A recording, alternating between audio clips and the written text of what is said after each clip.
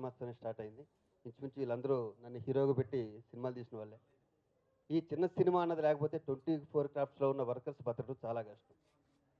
చాలామంది నిర్మాతలకి ఇప్పుడు చిన్న చిన్న ఆశ ఏంటంటే 'పెళ్లి చూపులు' సినిమా హిట్ అవ్వటం వల్ల కొత్తగా ప్రొడ్యూసర్ రావటం జరిగింది. సంతోషం అది. వాళ్ళు చేసుకున్న ప్లాన్ ఇందాక రామ్ సత్యనారాయణ గారు చక్కగా మాట్లాడాడు.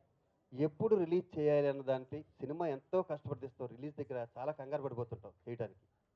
ఒక నెల ఇప్పుడు ఎలా అయితే వాళ్ళు సురేష్ బాబు గారిని ఇలా కాంటాక్ట్ చేశారో, అలాగే ఇక్కడ పెద్ద పెద్దలు సాగర్ గారు గాని, రామకృష్ణ గౌడ్ గారు గాని, అలాగే మా నాయుడు గారు గాని అందరూ ఉన్నారు. రామ్ సత్యనారాయణ గారు గాని, ఇలాంటి వాళ్ళు కొంచెం కన్సల్ట్ చేస్తే ఎందుకంటే రెగ్యులర్‌గా సినిమా తీసేవాళ్ళు, రెగ్యులర్‌గా రిలీజ్ చేసేవాళ్ళు కాబట్టి, వాళ్ళ ఆధ్వర్యంలో వెళ్తే సినిమా డెఫినిట్‌గా ఈ రోజుల్లో చాలా బావుంటుంది. అలాగే తెలంగాణ గవర్నమెంట్ కూడా చిన్న చిన్న థియేటర్ల వైపు చూస్తుంది కాబట్టి, వాళ్ళకి సినిమా మీద చాలా అవగాహన ఉంది తెలంగాణ గవర్నమెంట్‌కి. వాళ్ళ వల్ల ఇక్కడ డెఫినిట్‌గా చిన్న సినిమాలు బాగా ఆడతాయి ముందు ముందు. 'చాక్లెట్' కూడా చాలా సన్నగా ఉంటది, తీయగా ఉంటది. హీరో కూడా అలాగే ఉన్నాడు సన్నగా.